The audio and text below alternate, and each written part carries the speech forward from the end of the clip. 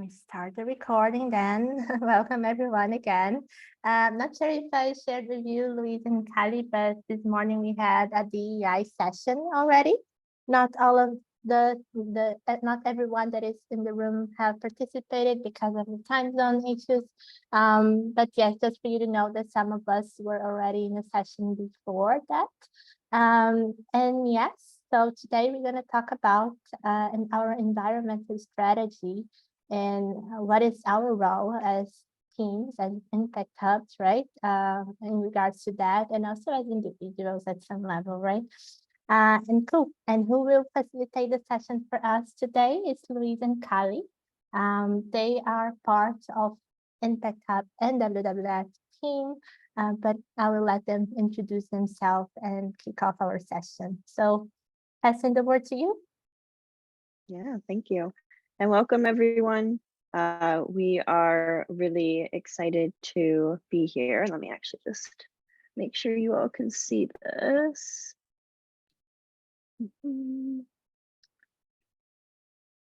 Are you all seeing a penguin? Yes. Yes. Cool. Yes, Fantastic. So yeah, I'm Kaylee, and as I was mentioning to some as you were joining, I am based in Pennsylvania in the United States.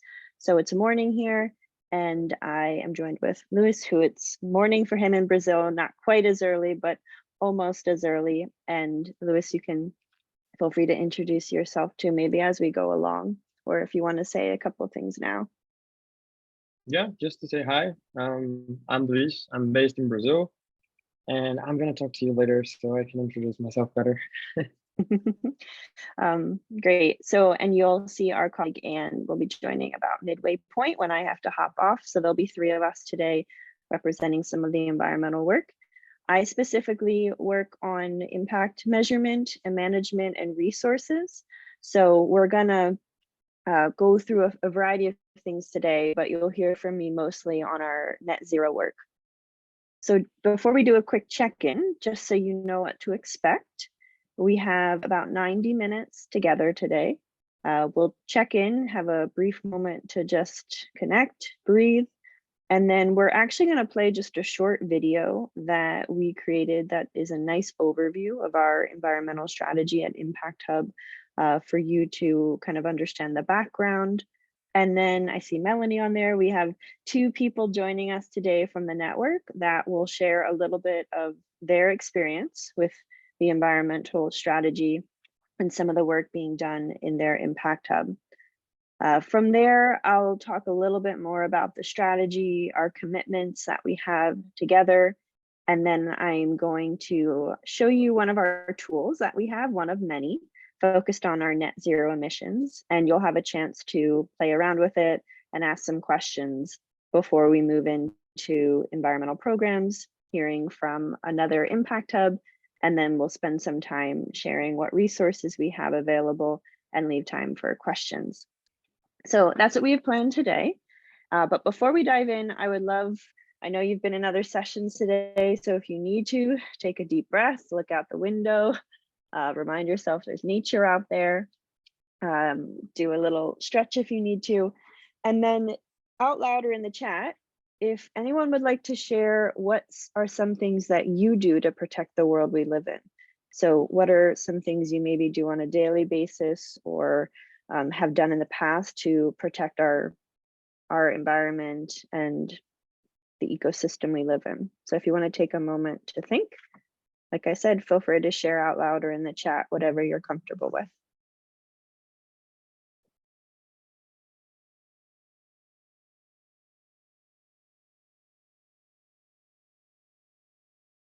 I can start. So I have started my journey thinking about environment and stuff like this like 8 or 9 years ago when I started to consciously start to think about the things that I was eating. So basically that's when I started to think that the food that I put inside my body has also effect in the world that we're living in. So that's when I started to be vegetarian, vegan for a while. And then, yeah, I think that's kind of like the main thing that I can do for the environment, like to think about the things that I'm putting into my body. It's a great example. I can share as well quick as you all are thinking. And not everyone has to share either, so no pressure. This is a very practical one, but thinking of zero waste, I've been trying to think about how I can reduce waste in my home. So from things like cloth napkins, I just got like reusable, instead of cotton balls, they're like reusable cloth, and thinking of like reusable paper towel or kitchen toweling. So things like that, where you, or even wool balls for your, I don't know, a lot of you probably don't have dryers. I know that's an American thing, I feel like, but instead of dryer sheets that were just, you were using every time. So replacing things with reusable things I've been trying to do. How about maybe like two other, examples before we move on? And for me, so basically two things. One is I buy less. So I don't add anything that I it's not necessary for my home or myself. And I will use them to the, the maximum. And then the second thing is I bring my own lunchbox. So usually I don't order I don't order takeouts, but in China, it's a very common thing to order takeouts, order the delivery food. It's fast. There's a lot of options, but for me, because I lived in Canada for many years, and I used to I have to bring my own lunch. So I keep that habit since moving back. Yeah. Great. That's fantastic. Maybe one more share if anyone has one. Well, here in I live in Miami Beach, and we've organized a few times here, like some things like beach cleanup, and also here in my condo where I live, we had it was the basic, but like there was no recycling, like the trash was all one. So we, we put up together a group to push for the association to start, recycling things. So that's like some things. Yeah, that's fantastic. And I'm just going to read off Juan's here in the chat. Pretty impressive. He's saying, I'm 57 and never had a car in my life, not even a driver's license. Not necessarily an environmental decision, just happened that way for a lot of circumstances, but does have a positive impact there. So that's interesting. And yeah, I'm guessing you ride your bike, is that right? 30 kilometers a day to get around. Yeah, that's impressive. Fantastic. Yeah, so I think there's things we all are doing. It's always interesting to hear. And then if you want to put that in the chat, if you didn't get to share, please do. And today we'll talk a little bit more about how this shows up in an impact hub. But an impact hub, an organization, is made up of individuals. So it's always interesting to hear on a personal level what people are already doing, because we bring that into our work every day. So thanks for sharing.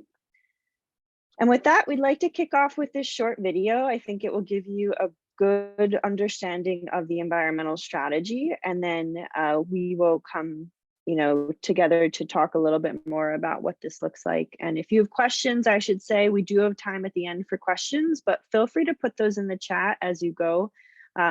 We can either answer those in the chat or pick them out and answer them if we think it would be helpful. So feel free to leave those as you have them. Excuse me.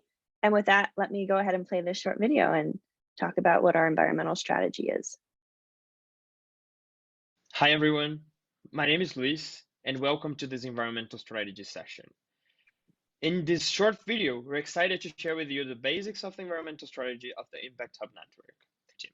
So in this picture, you can see Ani, who is our global partnership lead, me as the global capacity building coordinator, Edson and Faiza, who are our communication specialists, Kaylee, our environmental impact measurement and knowledge management coordinator, and Katya, who is our global environmental programs and fundraising support coordinator.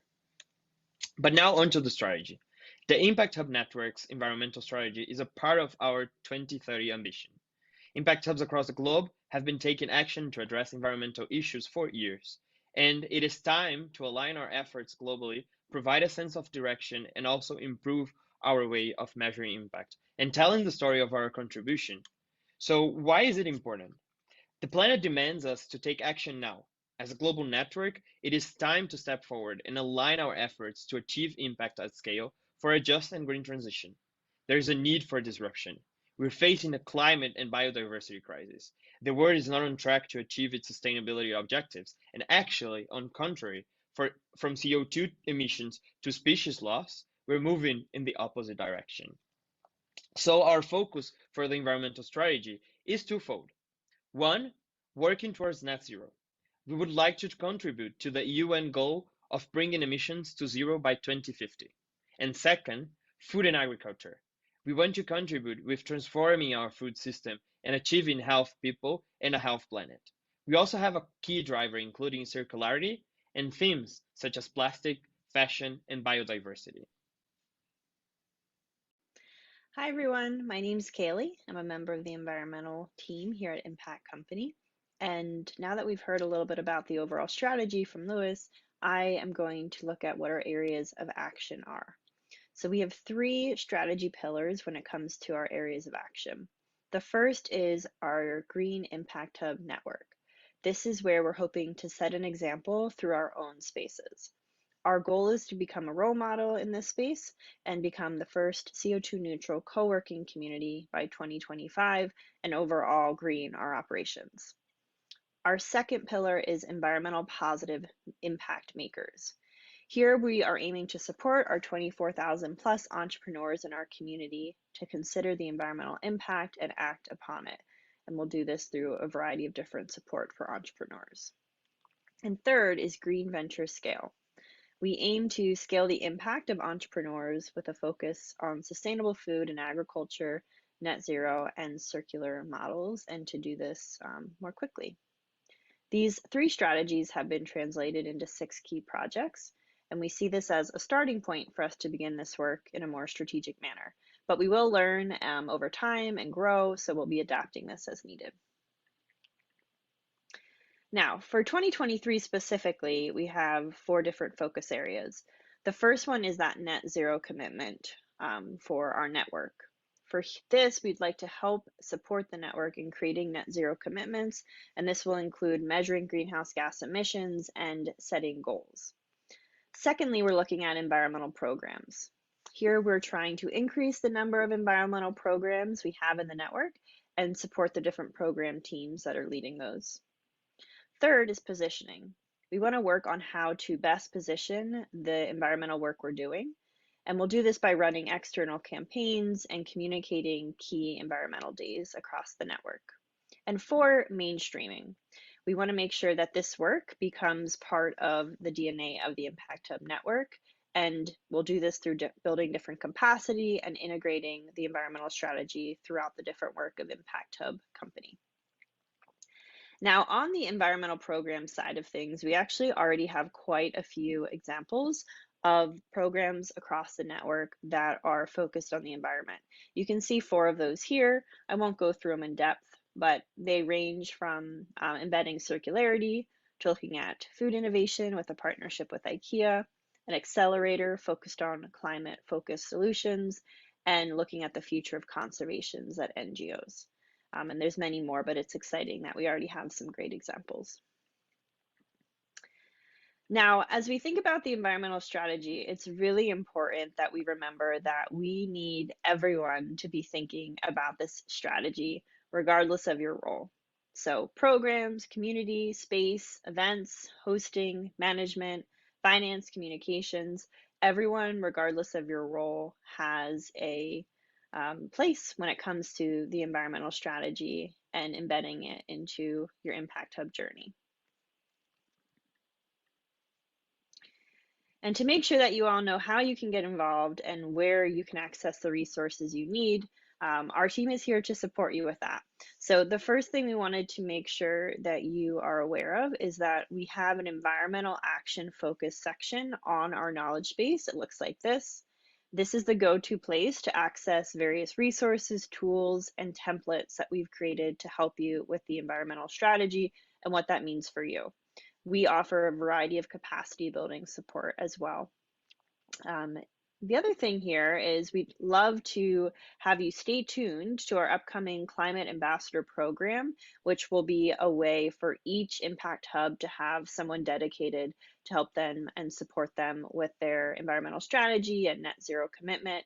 So stay tuned to learn how to get involved, and we'll also be updating things as we have them around that program. So thanks for listening. We really appreciate you taking the time to hear about the environmental strategy we have here at Impact Hub. We hope that we can work together and act environmental together. We're a team, and the only way that we'll meet our goals is if we do it together. So thanks, and we're here if you need help. All right, so I hope that gives you a little bit of an overview of what we've been up to. And we actually are going to go into more depth for a couple of the things we highlighted. So we'll actually look at some of those resources we have. We'll hear some more about programs. And we also will talk a little bit more about that Climate Ambassador. We're kind of renaming it, and it will be more of a community of practice, but we'll dive into that. But I'm hoping that gives you a brief overview. And to make this concrete, I'd want to pass it to Louis to introduce our first little examples so that we can see what this looks like in action. Yeah, thanks, Lily. So for those who were not here before, hey, I'm Luis from Brazil. I'm the Global Capacity Building Coordinator for the network, and I'll be here with you in this journey. And for today, we just wanted to bring like some examples from the network so you could also feel from them what they have been doing and how this journey have been for them. And today we brought Melanie from Impact Hub Phnom Penh to bring us a little bit about the journey of Impact Hub Phnom Penh, how they have been embedding the environmental strategy and environmental actions into their operations. So Melanie, thanks for joining us. I think you have a presentation or... Yes, I have something. Yes, so Okay. very nice to see you all and to see also my coachee from Vicky and Royer from China, and Sophie also. Oh, great. Nice. Okay, welcome everyone. So a bit of background. So Phnom Penh is in Cambodia, but I'm not Cambodian, but I am actually the CEO of Impact Hub in Cambodia. I joined Impact Hub 8 years ago. And in Cambodia, to give you a bit of background, so it's a very young country. We have around 68% of a population that is under 30 years old. And we focus a lot in Cambodia in, I would say, like environmental education. So I'm going to share with you some of the examples that we have developed in terms of programs, but also a bit of insight also what we started doing internally at Impact Hub. So let me share with you my presentation so quickly. So we were thinking about, okay, how can we really like first raise awareness and then enable these local change makers to take action on climate. So we want to, I think one of the main thing is like we really want to walk the talk, not just like say that this is important. So we started also doing a lot of like new, we hired directly actually a program manager who is only focusing on delivering environmental focused programs, plus also a space and operation manager whose job description has the sustainability elements in making sure that we have so let me start by this one, making sure that our space is also sustainable. So what happened is in terms of space, so now we did like a big audit of like all the things that come in and out of Impact Hub, and we try to source better everything from like the soap like coming from our entrepreneurs who is like locally produced, from like local herbs to also like all the gift that we give to our speakers, or like any of our also like participants. For example, even like the shirts, when we have a new programs, is like second, like discarded fabric that is upcycled. We also have did a big audit on our current energy consumption, keep track of it, our water saving element as well. And then we changed the light bulbs, for example, to be only like LED powered. And then the team also writes some environmental and sustainable policy. So that is also something that is our part of our DNA and is also introduced during our onboarding with all our new colleagues. We have also like a kind of plastic-free policy at Impact Hub. So we have small sign in the table, and whenever we have new programs, we also introduce to our participants like, please, like this is a plastic-free place. So let's be mindful of it. And we also like have our team kind of like advocating to the local coffee shop. We come with all our mugs and cups and everything. And sometimes they tell us, no, they cannot. But then we say like, but otherwise we leave, and they say, oh, okay, then we give you. So we have our small, like, I would say, challenge that we try to go to all the coffee shop around our neighborhood, like especially the bubble tea place, that it's very hard to convince that they should not put in a plastic. Then we also internally we have like some waste management, like sorting bins, and we have our own composting station as well, and using actually the composting station from one of our entrepreneurs. And now we're also on the way to getting B Corp certified. So it's a lot of like internal policy we need to set up, and it's very good. I would say it challenges you to think differently on how you manage operation. It's like it asks you very powerful question. So it takes a bit of time and it's a bit expensive, but even if you don't end up certified, just the process of going through the question is very, very good. And for example, also now we're going to organize the regional gathering in Phnom Penh. So we're going to have to fly people from all around the world. So now we are looking also at partnering with some local NGOs that are doing also some like forest conservation project to be able to offset this carbon emission. So this is like more in terms of space. So we have actually like a dedicated teams where there I would say our climate ambassadors already that Kelly was mentioning. So Bora is the one, then Peach is more in reparation, and then Peng San is more in the business development part of it. And just to give you a bit of insight of what have we been doing. So one of our flagship program is our Climate Action Week, where we have some like climate action challenge where we send to participants that we selected like 100 Cambodian who receive this like daily challenge that they need to perform and then need to report in a group. Then we did also some cleanup. We have some workshop also on understanding about the root cause of climate change. And then we have also a consultancy session with policymakers as well to share about the Green Cambodia they want. So we combine a lot of like activities into this Climate Action Week. And this year is going to be a bit special because we got the accreditation from the Yango, from the youth organization of the COP, to host a local COP for young people in Cambodia. So it's going to be part of the Climate Action Week, but it's something that you can also do locally, and it's very, I would say, easy to fundraise for it once you get the label, because then like European Union or UNDP, like they are very interested to support this kind of initiative and mobilize youth around this topic.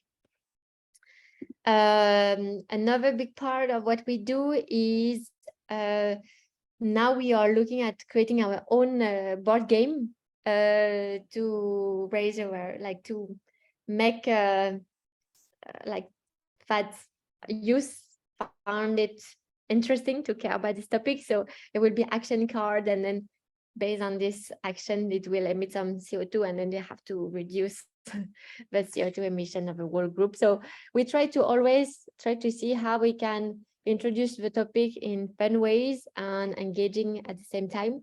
And then we partner usually, for example, for this one, UNDP is the one that is gonna fund us for this one. And then we have now starting also a fellowship where it's called like Green Jobs, where we introduce green jobs and we do some like visits to other like local entrepreneurs that are working on making Cambodia like a more sustainable place. So we have like field trip, we have also workshop to understand about climate, and we have yeah, so it's very interactive, and actually we also have like career counseling as well for the youth to choose this kind of careers. So these are very like useful curriculum. And the last thing I want to share is we have been using this curriculum that is developed by UNDP Asia Pacific, that is actually open source, so all of you can access it. Let me, yeah, here is it.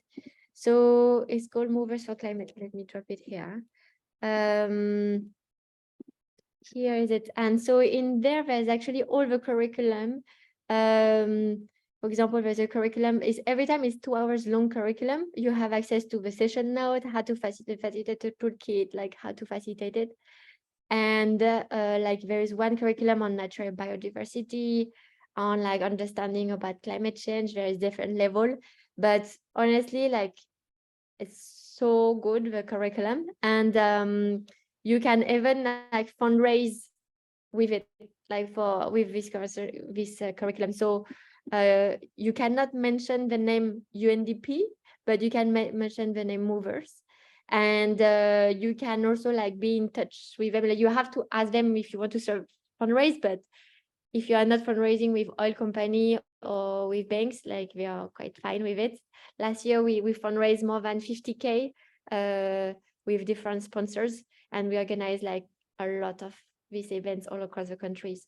But yeah, in terms of like resources, like I really recommend checking all of this. So yeah, so that's it for us. As you see, it's a lot, I share a lot more like on climate education activities. We also have like incubators where we bring like the sustainability topic.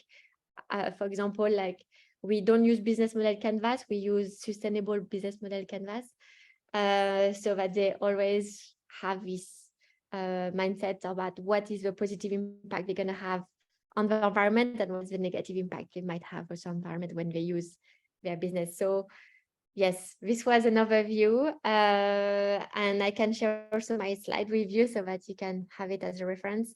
And yes, I think it's a very passionate, like very great topic to work with on, and our team also really love like advocating for these topics. And I think climate indication is underrated, I would say, because a lot of people feel like they know, but actually they don't really know. And really being the ones where we can provide these informations, like can be really good role that Impact Hub can play in the local context.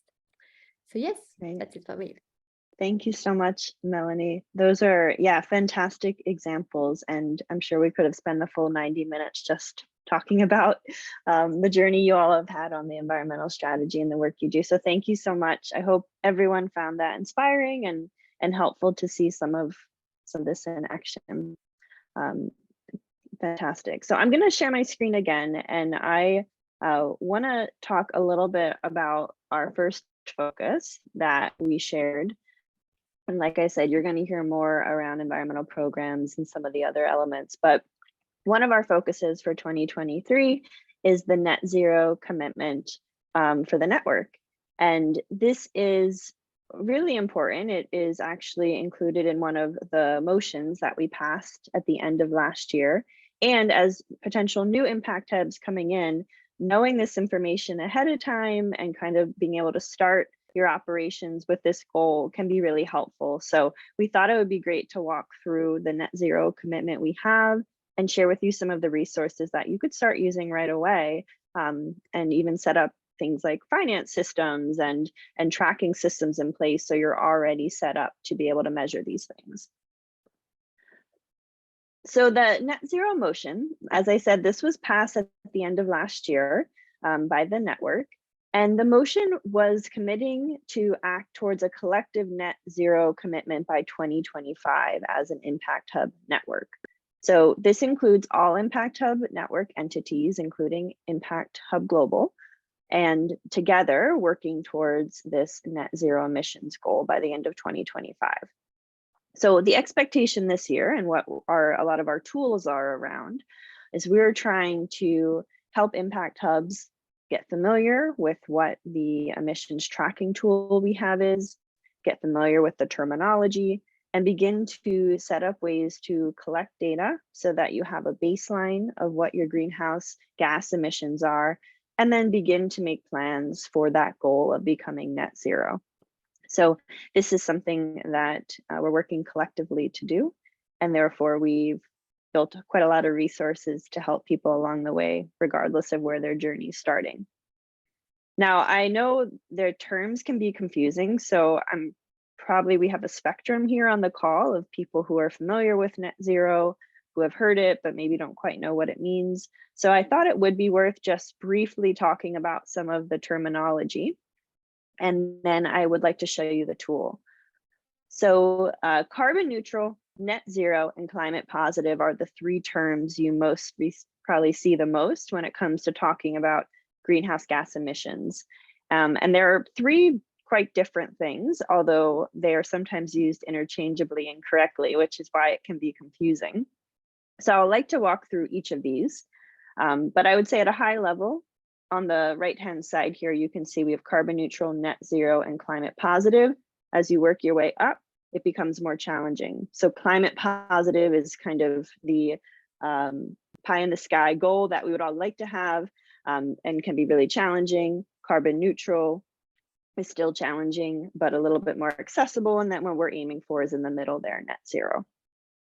So carbon neutral, this is at the bottom there, and this is a state where your net zero carbon emissions are equal to zero.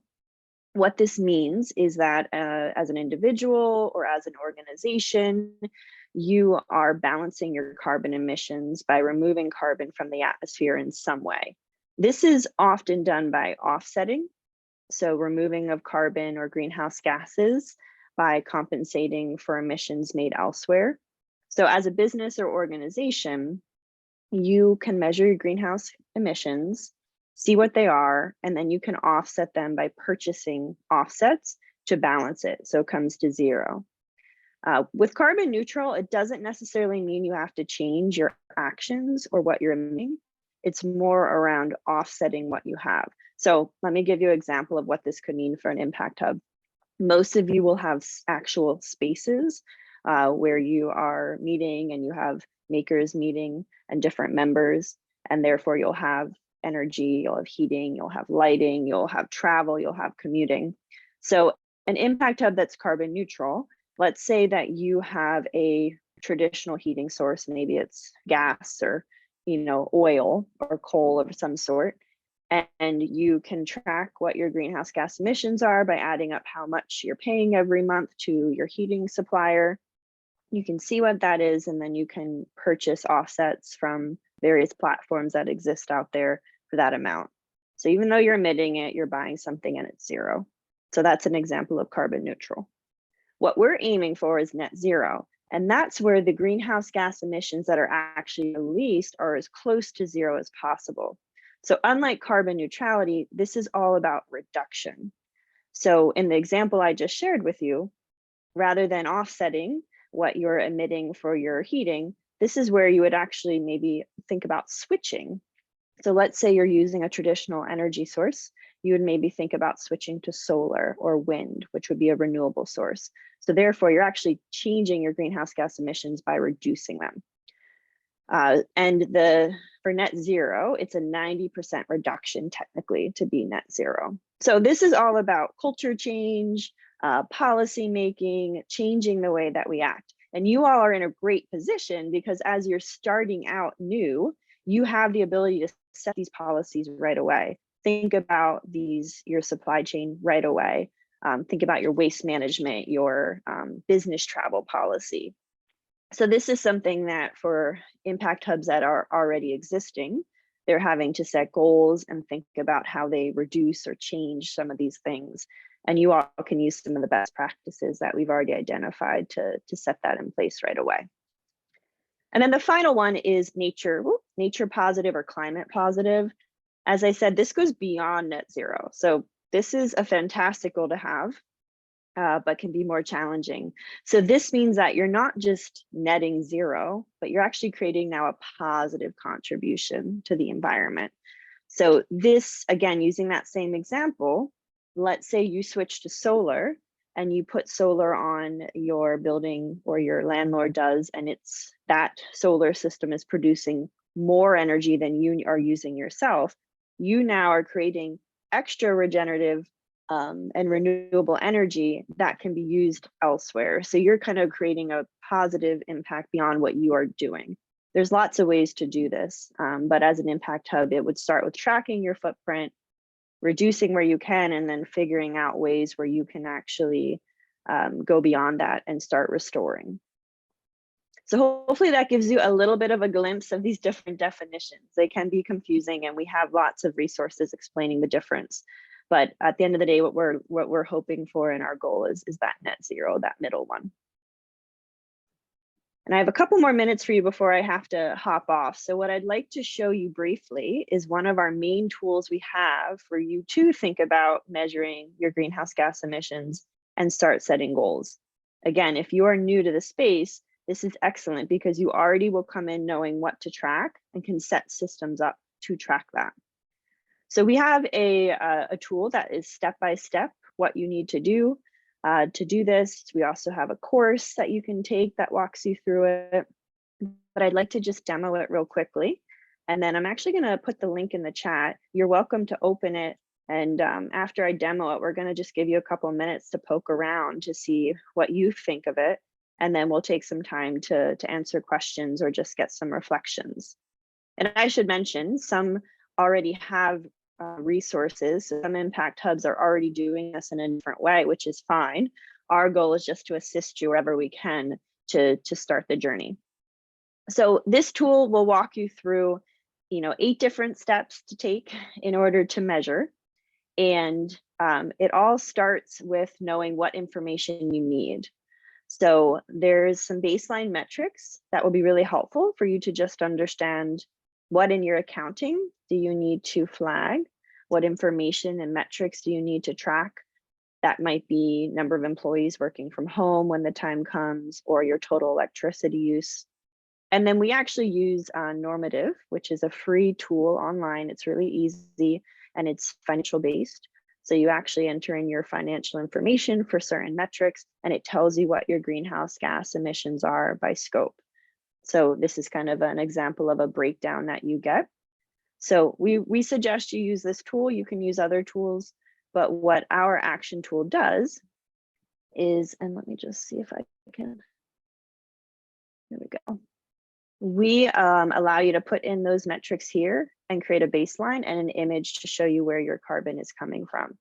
So the idea is that you would fill out that information. It will pop out what your scope greenhouse gas emissions are, and then visually we can see, okay, most of it's coming in this scenario from business travel and events.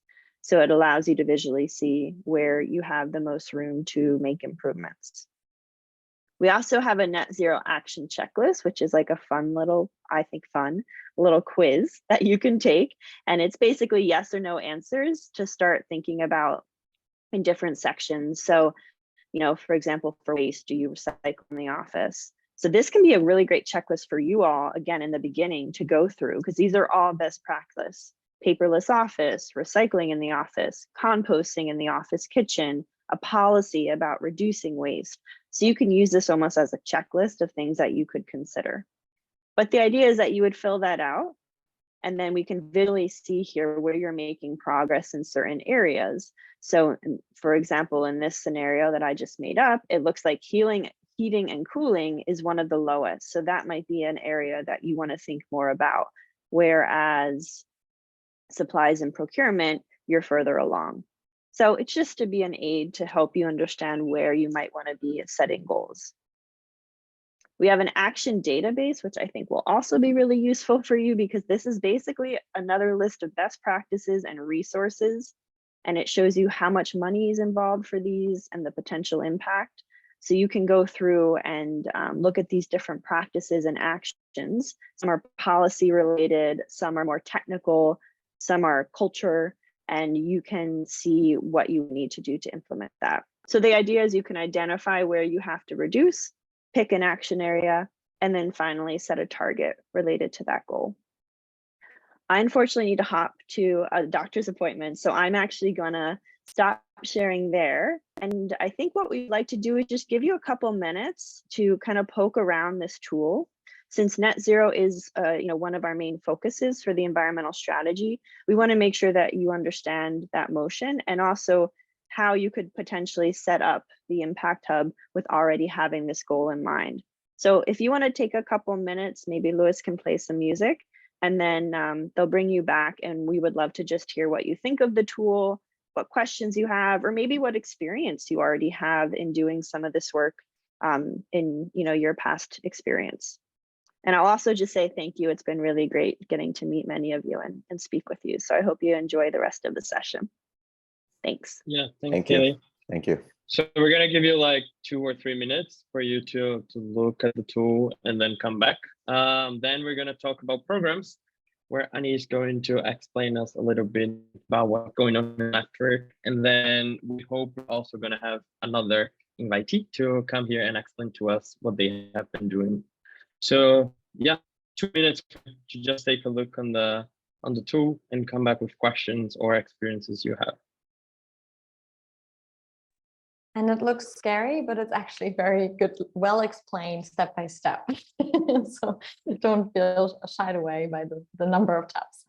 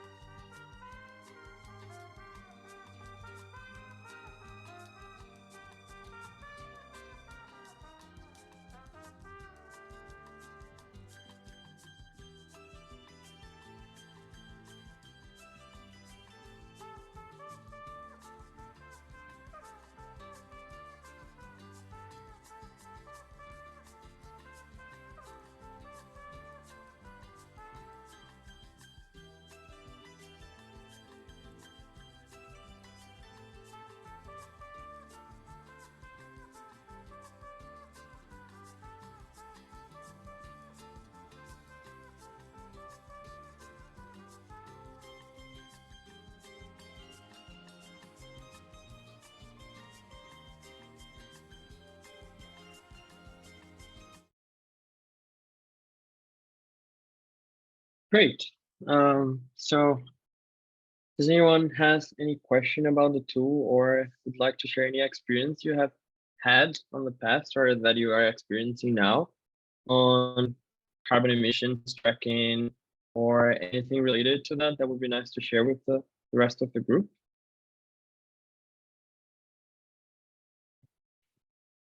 Or any worries, welcome as well.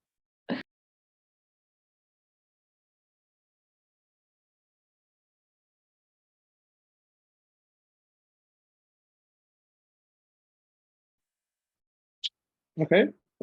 So you have the tool. It's available for all of you to still take a look and like digest everything that you see there. It's a lot of things.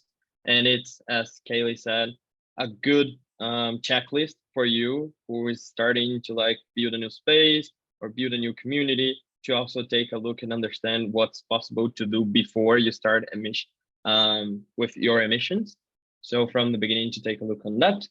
And without further ado, I'm going to pass the stage to Ani so she can explain to us a little bit about programs, what we have been discussing with the network, and what has been happening in the Impact Hub network. So Ani, the floor is yours. Thank you. Hi, everyone. Great to see you or know that you're here. I hope all the boxes, everyone is still with us. Because now's the fun part for me, at least, like to think about programming and how we can, yeah, like I think Melanie already started to talk about it a little bit, right? I think it's super important that we think about the space and the operations because we need to walk the talk, right? We need to show people that we are not just saying we're supporting environmental ventures, but they're also a role model in the developments around net zero and all the emissions. And I don't know if you're like, at least in my LinkedIn, it's all over the posting right now that most of like a lot of the co-working communities are looking at this, they're trying to figure it out. It's not always easy because often it's like rented spaces, but it's definitely becoming the norm, luckily. Which means that, you know, Impact Hub doing this is an essential step. And yeah, as they both said, like it's really important that we are moving into this direction. And I'm not sure if I didn't introduce myself, so maybe you're wondering who is she. So I have been with Impact Hub for 7 years and been kind of like one support the makers coming up with the environmental strategy 3 years ago. So we had a group that came up with this together and now have been between WWF. You can see I'm at the WWF office in Switzerland right now, drinking from my Panda cup.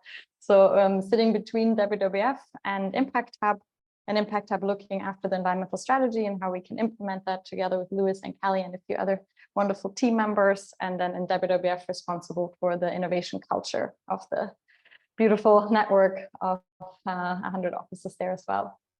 So that's me, and I'm excited to meet you, and it's always great to see a new generation of Impact Hubs being born.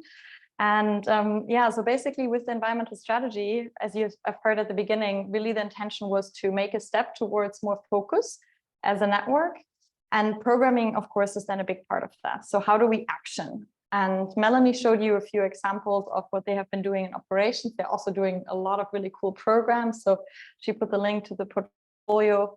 And I'm just going to give you a really brief overview of what we know in the network, what's happening, and also to just kind of show you some of the tools, because the nice thing is that you're coming in at a time when a lot of things are in place. So a few years ago, like maybe even 4 years ago, 3 years ago, there was on the global level 0 environmental programs. We had only social programs, like everything in the more social impact space. And so we had to build everything up from scratch in the last years, and you're coming in and a lot of things are already there, which I think is really a good time. So I'm just going to share my screen and just give you a really quick overview, and then I'm going to show you the favorite, at least my favorite tool that the team has been building that can support you in thinking about your own programming.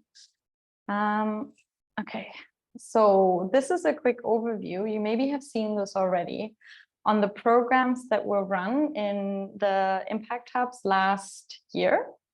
And this is basically showing that now we are at 134 environmental programs that are happening. There's definitely been some Impact Hubs that have always been taking environmental action. And there's some where this is a new topic and has been becoming really big. And there are some Impact Hubs that maybe do nothing yet. So it's like a really big spectrum in the Impact Hub network. But we're really trying our best to support all the Impact Hubs to think about what role they want to play within tackling the climate and biodiversity crisis in their country or in their city as well. So just to say, so there's quite a lot of great programs. And again, the good thing is that you can get a lot of inspiration from what is already happening in the network. So you don't necessarily need to reinvent the wheel. There is the key themes that we're looking at the network that we set. This is where we see the most potential for Impact Hub to have an impact. And agriculture and food is a big topic. Circularity is a big topic. And net zero and energy is growing, I would say. So that's a one where there's more and more attention. And for us, net zero doesn't only refer to, or not only refers to us and our own emissions, but also what programs can we do to support the transition to a net zero economy. So it's also really looking at like energy, mobility, construction as topics and how we can support more entrepreneurship in these spaces. Yes, so I think this is just a quick glimpse. And then on the global level, we also have programs. And I think one toolkit that you can also all benefit from is the Embedding Circularity Toolkit. So there's, if you haven't seen it yet, there's a dedicated website for this and a really great toolkit that is looking at how to embed the topic of circularity into programs, but also how to run dedicated circularity programs. We have programs that are more looking at corporate engagement and how to bridge corporates to tackle some of their environmental challenges, and specifically in the supply chain. On the global level, we have a program with IKEA that is now in the 3rd iteration, where we, for example, looked at the replacement of the meatball and looking at what startups are out there in the world that could be helping to do that. Or the 2nd iteration was a specific packaging, and now the 3rd one is connected to glue. So to take a problem that the corporates, maybe the corporates in your city, in your country might be having, working with them and finding startup solutions that are already existing and kind of matching them up, I think is also an area that has a lot of potential. Then there is, of course, programs with partners that you can be looking at. And something we highly recommend is to do a bit of a mapping of who are the environmental actors and supporters and funders and groups that you already have in your city, in your region, in your country. And so we had or it's still running, we have a program with Climate Kick, so the Climate Accelerator, where they look at, for example, the topic of mobility and are supporting solutions specifically focused on Central and Eastern Europe. But I think like knowing who's out there and what are they already doing and who could you work with, but also through that understanding what could be the niche that you could fill as an impact hub has a lot of potential. And I know Impact Hub London, for example, they have done that recently again, because they were like, this is changing so quickly, the space. So we always need to make sure we know who could be the new partners that we could work with, what are the new funders, because especially the climate change topic, there's change here in there is so quick. So new groups are starting, things are closing, new big funds are opening. So it's a quite exciting one.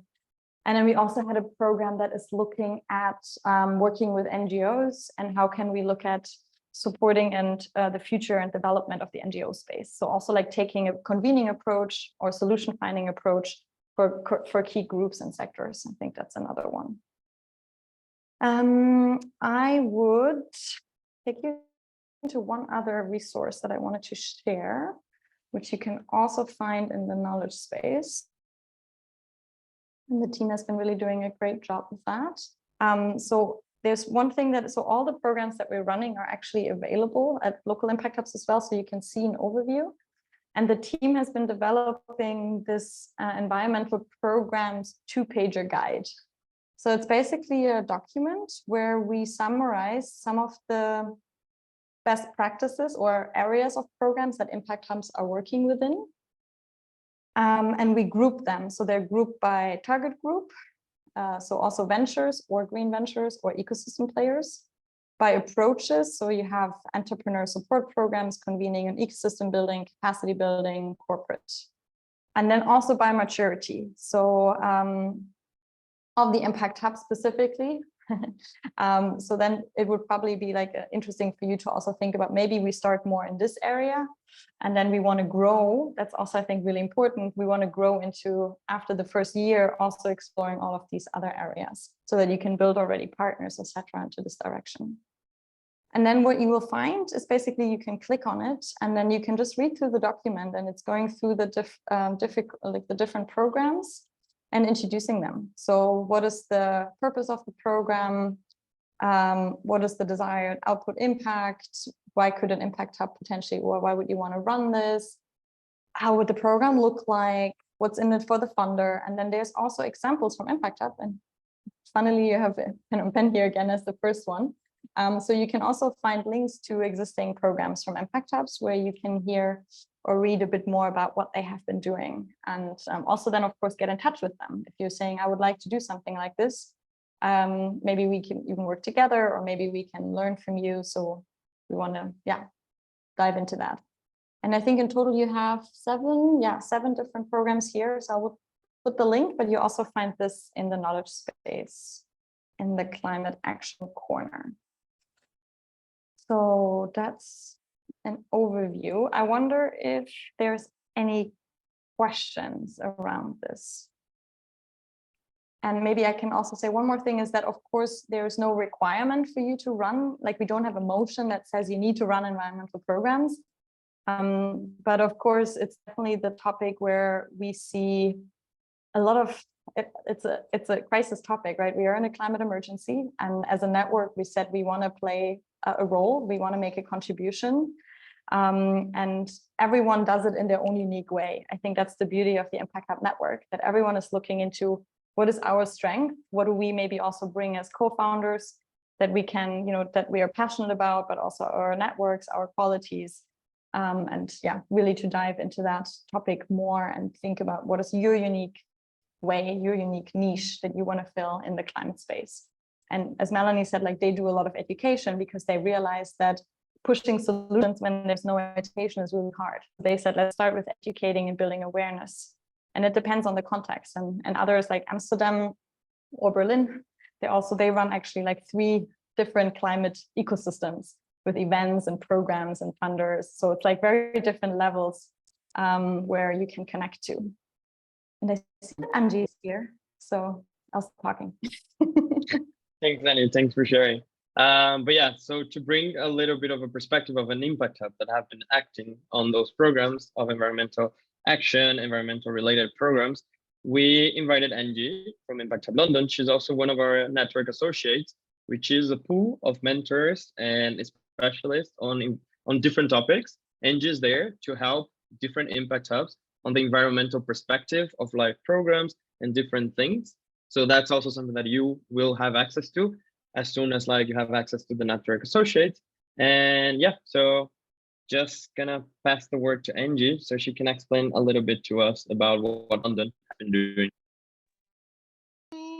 Thanks, Luis. Thanks, Anne. I have a quick presentation, so I'm just gonna share my screen. But yeah, hi to everyone. Sure that it's been an exciting process. Hi, Angie. Sorry, I don't know if it's just for me, but your audio is a little bit low on my side. Do you hear me better now? No. Is it good for you, Luis? For me, I can hear, but it's low. Yeah. Yeah, it's low, but I can hear you. Could you hear me better now? Yeah. Yes. Now it's better. Okay. Yeah. Yeah. And great to see you again, Angie. You too. Yeah, so I'm just going to talk a little bit about Impact Hub London climate strategy. And as you all have heard, well, as a global network, we have the priority in terms of working in the intersection between climate change and inclusion, and Impact Hub London being one of the oldest hubs. We've been working on inclusion for a long time. So we've been now for the last 3-4 years thinking about how to properly embed climate in what we do.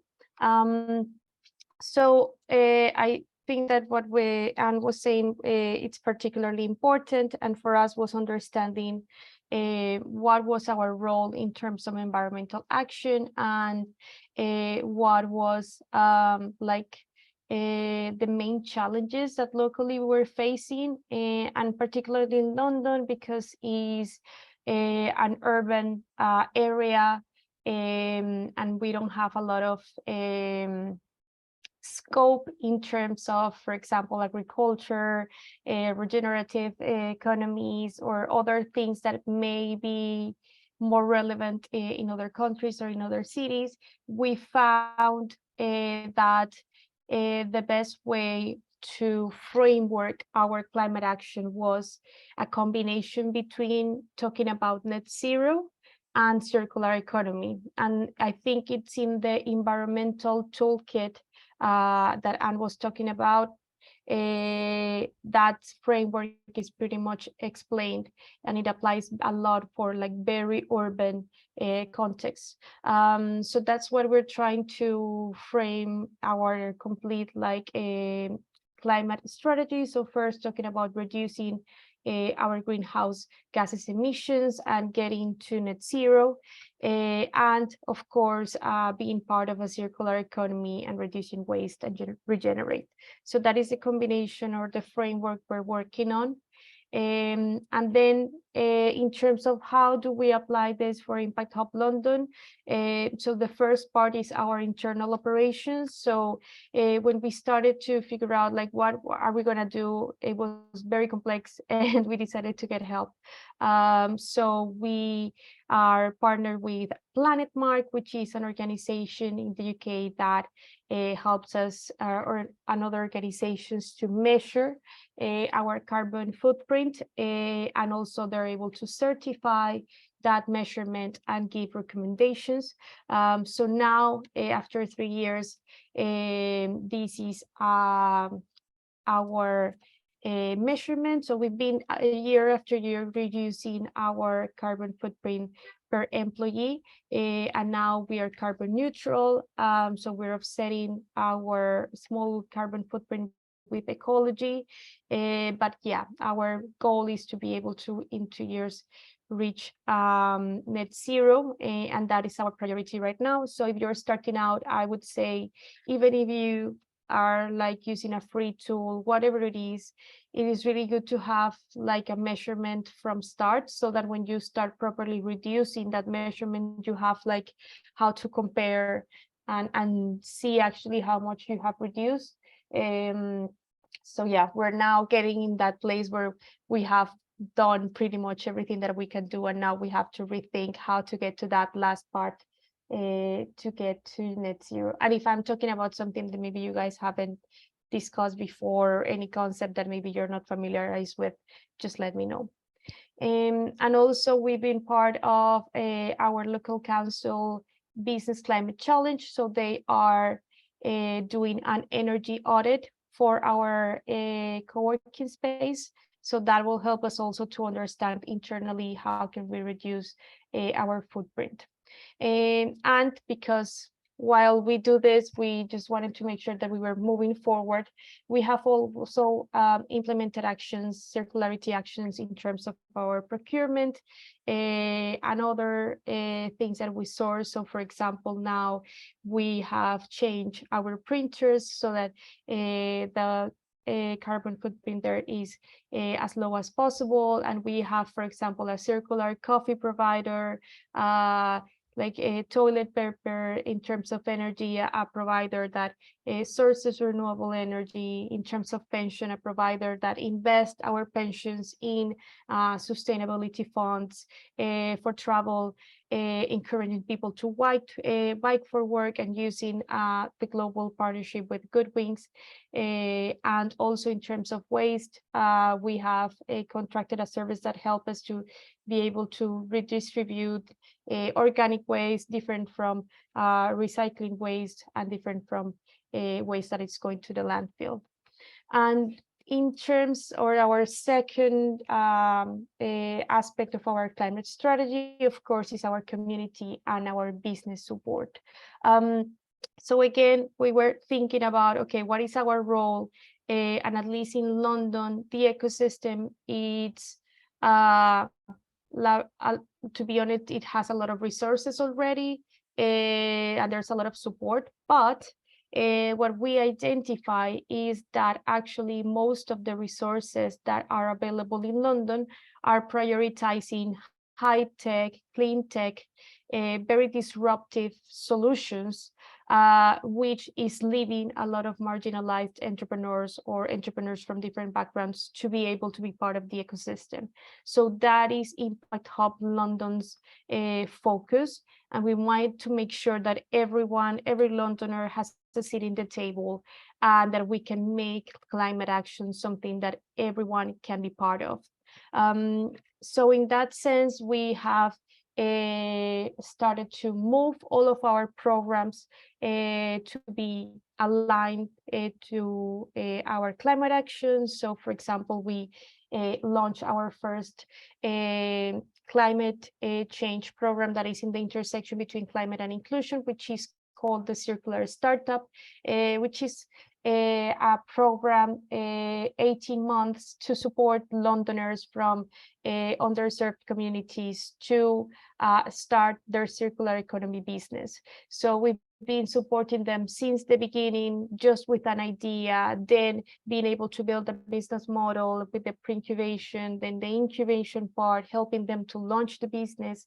And now we're in the last stage, making sure that they are able to survive year one and continue with their business. We've learned a lot in terms of accessibility and what that intersection between inclusion and climate change means for Londoners. So for example, a lot of the businesses that are part of our program are like fashion related or food related, because those type of businesses you are able without a lot of resources to start out. So we've identified what are the things that are like the main barriers for circular entrepreneurs here, and how can we help them. But also with previous programs that we have been including climate in their design. So for example, for New Roots 4, what we did was during the recruitment of the participants, we prioritized businesses that had any sustainability impact. We've also, for Feeding the City, for example, that is focused on food, what we did was, okay, this year the program is going to support businesses that want to create a solution in food, but that are addressing the main environmental challenges in London in this sector. Also, for the programs that are more towards growth and scaling up, we have developed a program called Assets that it's now running its third year, and what it's doing is scaling up social enterprises in the supply chain, so that eventually the bigger and more competitive these social enterprises are, of course, the bigger their environmental and social impact it's going to be. And from all of these learnings, what we've been like developing are tools that we can embed in all of our programs, or even do for partners. So for example, we have partnered with another organization to deliver part of their program, and we're delivering, for example, the social, like how to develop a theory of change, and then the other workshop is around how to develop your sustainability, how to do a sustainability policy, how to measure with free tools your carbon footprint, how to measure your circularity. So we've been building like toolkits, workshops, and different elements that we can easily include in all of our programs. And with our community, so now a lot of our members from our co-working space are related with climate, and the events that we had, we have made them align with climate too.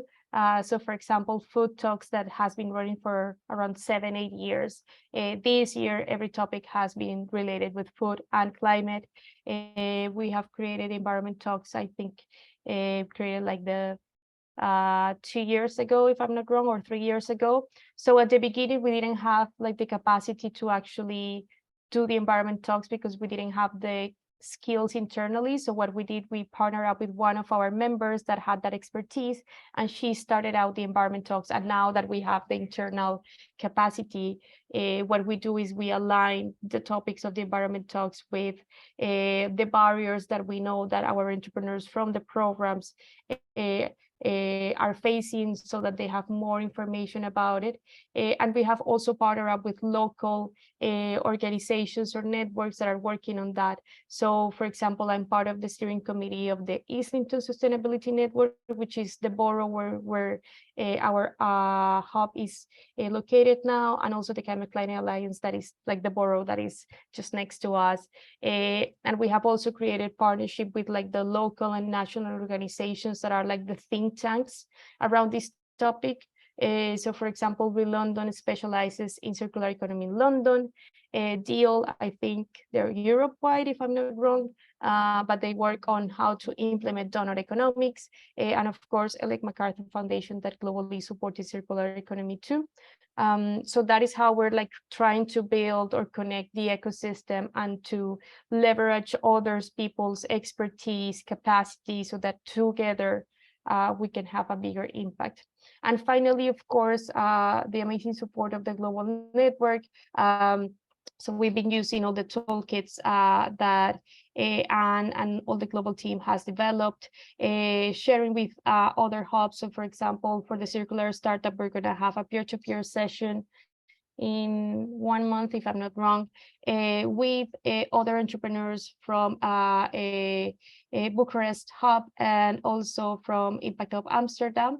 So also making sure, because what happens with this topic in particular is that because not all of ecosystems are developed, maybe they cannot find locally someone that is doing something similar, but maybe in another country, in another city, they can find someone that they can talk to and change best practices. So we have found that reaching out to the Global Network has been very useful, and using all the toolkits that are already available has been great. And that's it. So what we've been doing is also upskilling the rest of the team.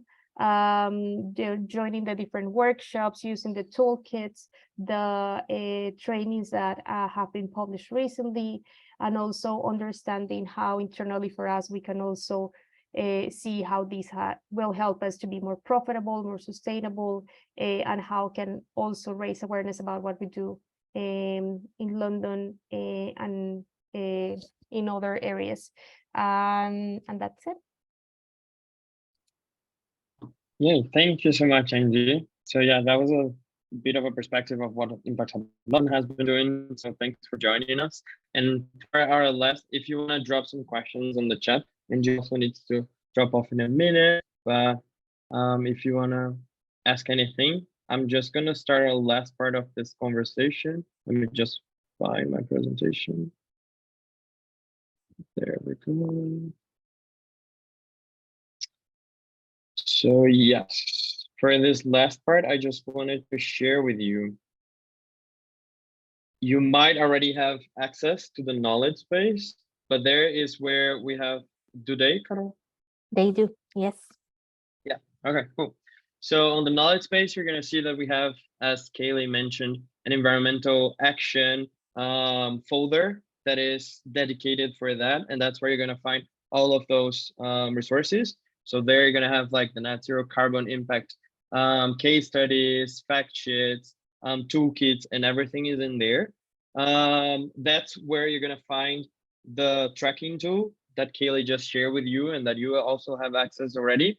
And something that we mentioned on the video and that I just wanted to talk about it again, there's something that we were calling before the climate ambassadors, and that's something that we are reframing to a climate action COP, so a community of practice. For those who are not aware of a community of practice is, it's basically a group where people that are passionate or they are more focused on certain topics, they can come together and discuss in a monthly based meeting or 6 weekly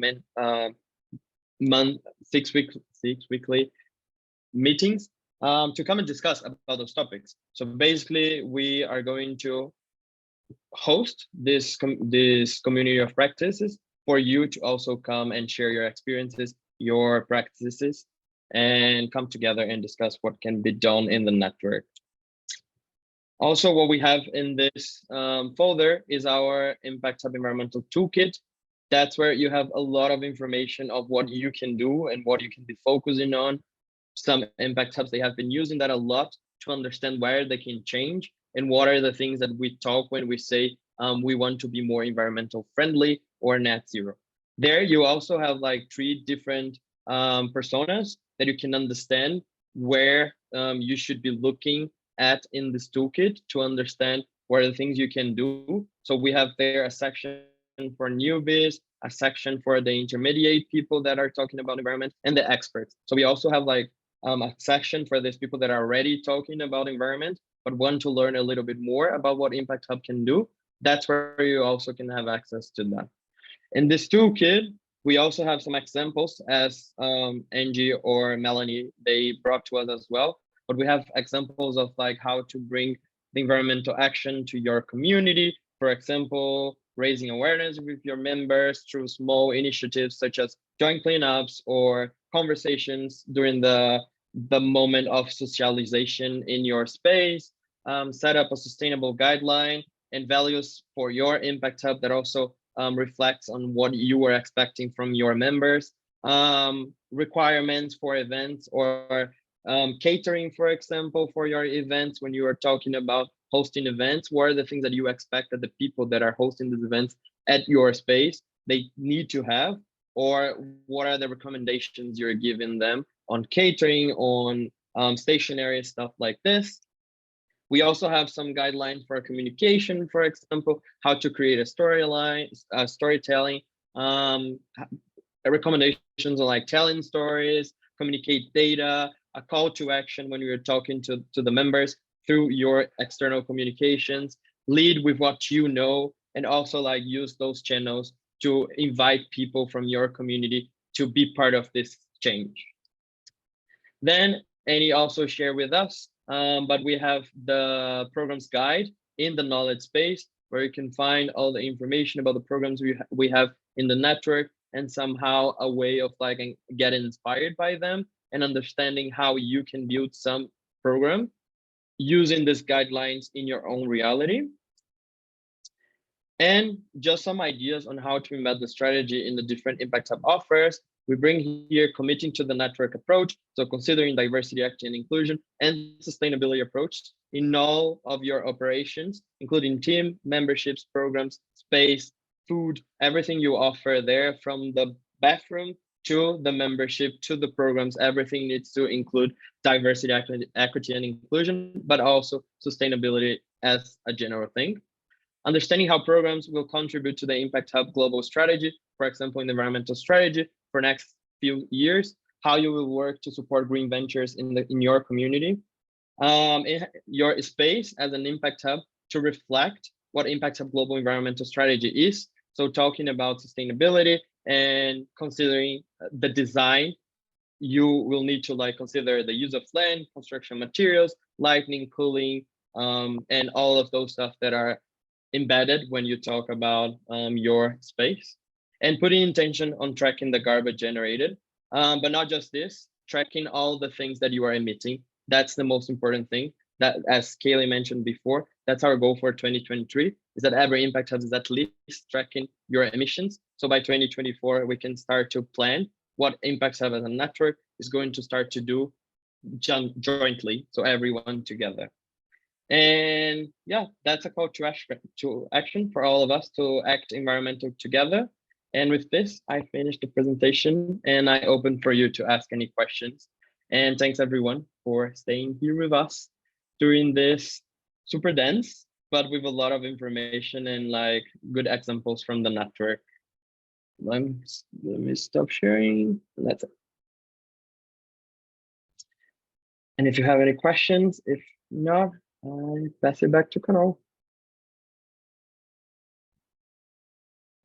There's no wrong question, people. Come on, Exactly. not even one question to our environment team. And Angie is still here with us. So also, if you have questions for Angie, this is the moment.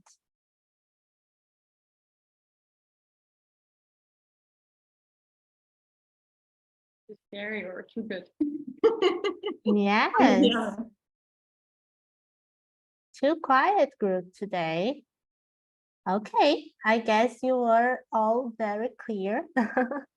And I have to say, I love the session. Thank you so much, Annie, Louise, Angie, for being here. And please say thank you to Melanie and Katie as well. It was a very wonderful session. I want to highlight, I know the team has wonderfully highlighted many times today that we have this very bold and needed ambition to be net zero until 2025. But I want to highlight it again because you are on the beginning of your journey. So this is the moment, right? There are many impact hubs that have a whole way to go, need to plan, need to change the way they are doing things, but you are just starting. So this is right now, it's a choice, right? You can plan ahead everything that you need to do in regards to space, the location, how it's going to work, think about your team, all the offers, as Luis said, it's all connected with diversity and inclusion and environmental action. Okay, so have this in mind. It's a commitment that we as a network, it was approved, right? So it's a commitment that we have all together, and you're going to be also, we expect it from you in the future that you also be committed with these goals. Okay, and if no more questions, then we can close the session today. Yes, thank you everyone. Wishing you a lovely rest of the day. Thank you. Bye-bye. Thank you. Luck on your Thank you. journey. Hope to see you soon. Thank Thanks, you. everyone. And welcome to the network.